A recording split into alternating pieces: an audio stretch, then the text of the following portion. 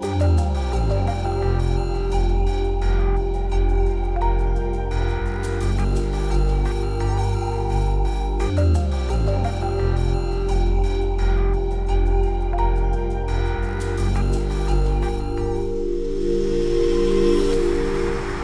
qui m'a conduit à démarrer et à construire une start-up après un parcours de recherche, c'était finalement de pouvoir voir la science qui revient à la société et d'apporter des solutions concrètes au service des agriculteurs.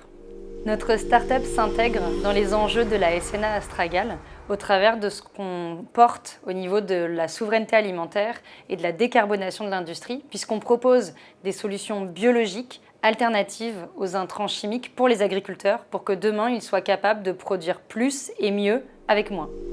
Pour favoriser l'émergence et la croissance de start-up, il est important qu'on arrive à maximiser encore plus les liens entre les instituts de recherche et les start-up. Pour ça, on peut agir sur deux angles principaux que sont celui du transfert de connaissances avec une optimisation des contrats de transfert, mais aussi via l'hébergement, l'accueil de start-up qui vont avoir besoin de lieux d'expérimentation pour valider leur concept.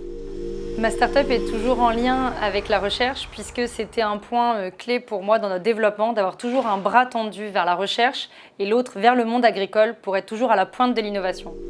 Pour mobiliser encore plus les chercheurs sur les sujets d'innovation, de transfert et de lien avec les start-up, il faut que ces deux mondes arrivent à se parler. Il faut qu'on puisse faire des retours d'expérience de chercheurs qui ont participé, contribué ou créé des start-up. Aujourd'hui, les évolutions de carrière de chercheurs sont pratiquement exclusivement liées à des publications scientifiques et à des niveaux de facteurs d'impact. Il est important qu'on puisse intégrer dans cette évolution de carrière des notions d'innovation avec un nombre de brevets ou un nombre de start-up créées ou à laquelle on a pu contribuer pour permettre aux chercheurs d'être intéressés sur ces enjeux d'innovation.